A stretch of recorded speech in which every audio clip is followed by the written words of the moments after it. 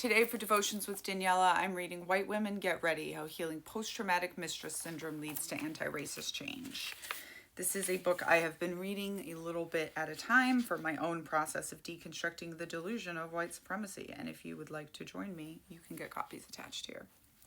This is a chapter called Post-Traumatic Growth. I had not been to a Mennonite service, or any Christian service for that matter, in years. The last time I made an attempt, I made it halfway through. The scripture readings had felt like a personal attack. With each he or Lord reference to the divine, a little shot of pain went through my spine. The congregational singing was more palatable, but once the preacher started talking, his words filled with assumptions about me and our shared beliefs. I ducked out. It was 7 or 8 years into studying Raja Yoga that I reluctantly returned to worship service. This time I was less concerned about the usual triggers. It was a service coordinated by Pink Menno, a group organizing to make the Mennonite Church an open, inclusive, and welcoming place for LGBTQ people. So I felt an added sense of safety as I arrived. My nervous system calmed as I received a warm welcome at the front door. But as I slid into the pew, a string of filing cabinet moments hit me hard.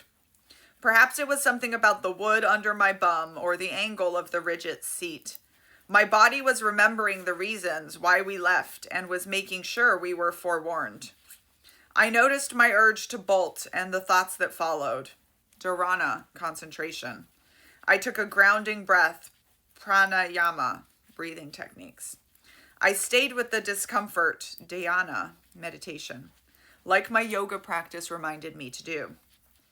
I wept through congregational singing, even though I wanted to join in. It was the absence of harm in the hymns that sparked the tears, each song mindfully selected with attention to language and theology, or rewritten with inclusive language and an invitation I could feel. As the service continued and several faith leaders shared their perspectives, I was surprised by the lack of hardness. The brick wall that typically appeared for me as I tried to get at some spiritual meaning just wasn't there. Instead, a stream of energy and insights flowed. I noticed a slight buzz around the crown of my head, an unclenching of my fists. I checked in with my body. She was tired, but wanted to stay. I am reminded of words from the Living Gita about the limitation of scripture. If you want to keep the story, you can, but just for fun. You don't need it anymore. Until you get the truth, you need the story.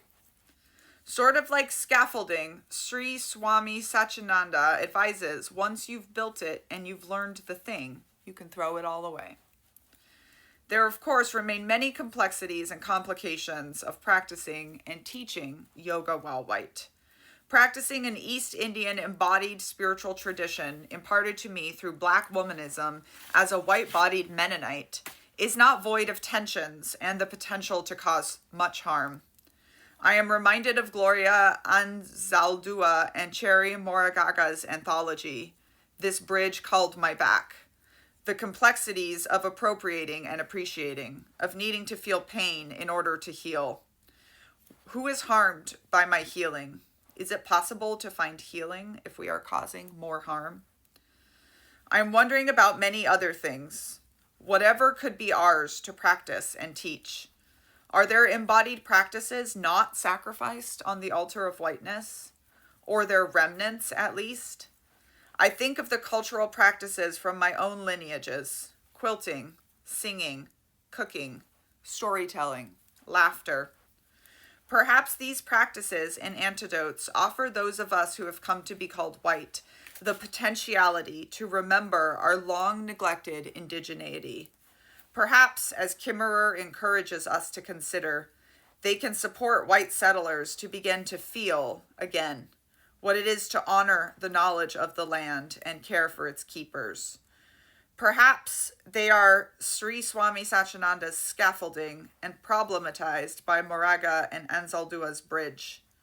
Perhaps they require discernment and attunement and harm reduction. Perhaps they can help guide a group of well-intentioned white ladies on the path of collective liberation.